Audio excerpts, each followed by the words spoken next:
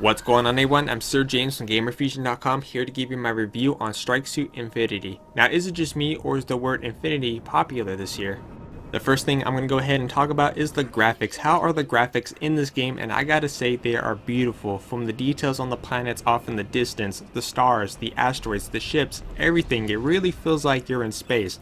Now, the graphics are exactly the same from the original Strike Suit Zero, just brought over to this one, which is not a problem because the graphics were amazing then and is still amazing now.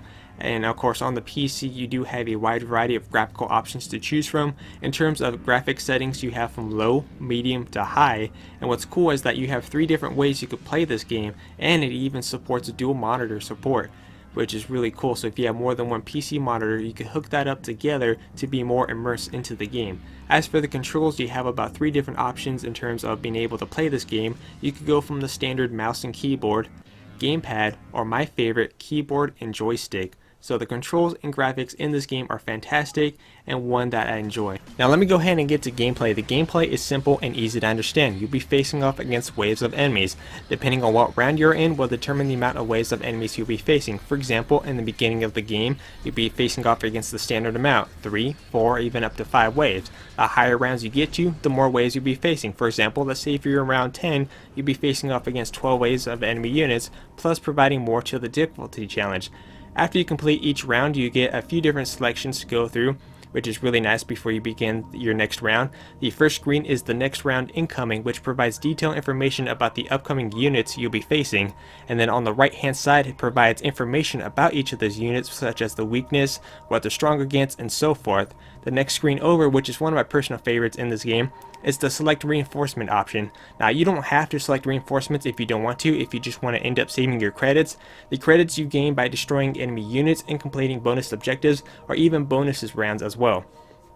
And the credits you can use to select reinforcements, that's if you want to have reinforcements, that's totally up to you.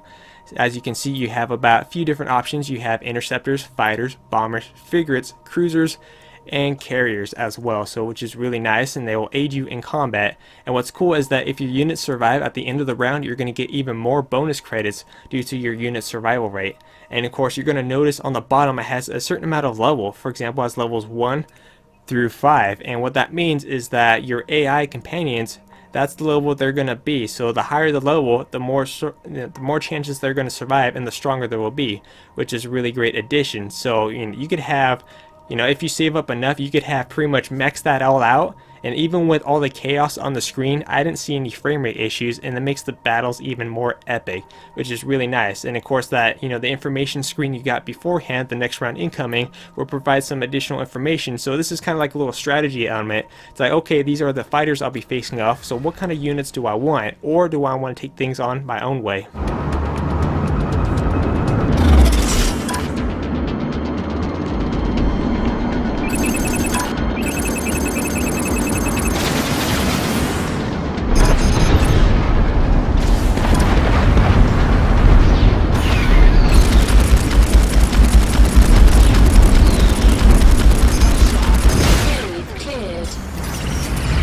That's just an example on some of the sounds you're going to be hearing within this game. The sounds are great. The sounds are taken from the original and put into this one, because you know what they say, if it's not broke, no need to fix it. So such as the lasers, the lock-on missiles, the sounds of the vortex where enemies spawn in, that voice that tells you where you got enemies missiles incoming, and of course telling you about the bonus objectives ahead, such as an enemy transport has arrived, all sound really great. And even the soundtrack in this game, what they did with the soundtrack is that they took the original soundtrack and threw in some remixes, which made it even more epic. So the sound altogether is fantastic in this game. Now let's go ahead and talk about the lifespan. What kind of lifespan do we see in a game like this? Is it something that's only going to last you for a few hours, or is it something that users are going to keep coming back to as time goes on? In my opinion, this has a fantastic lifespan due to the fact that it's an arcade style space combat simulator game, and also too, it has leaderboards. And what I mean by the leaderboards option, this is where I see it as a nice friendly competition with everyone on the web. In the leaderboards option, it has everyone's names, their stats in terms of how many rounds they went to and how many waves of enemies they faced, and also too including the ship that they used during that time. And I see it as a way to keep coming back to try to stack up on the leaderboards of who's going to be the best of the best. Now, if you don't like the competition style, you just prefer the arcade method, it does have a ton of fun factor in my opinion. So in my opinion, this has a fantastic lifespan, and I see myself coming back to this game many years from now. Now let me go ahead and go over the innovative. Did they bring anything new to the table, or was it a simple copy and paste from the original Strike Suit Zero? In this case, it's a mixture of both. They took what was successful from the original Strike Suit Zero, brought it over to the Strike Suit Infinity, and then they added, instead of the whole campaign option, they scrapped that and threw in an arcade portion, which worked out great. So what you get in return is that you get great gameplay, graphics, sounds, music, and you get a fun arcade. And I like what they did with the arcade. Like I said, instead of having the campaign focused, this one you're just fighting endless waves of enemies, and in between missions you're able to select reinforcements to aid you in the combat, and you get overall a fantastic arcade game. Not only that, one of the cheapest as well. This game only costs $7, and I can't find anything wrong with this game. I searched high and low to find anything possibly wrong with this game to try to affect the score. I cannot find anything wrong. This game is a ton of fun and has a ton of replay value.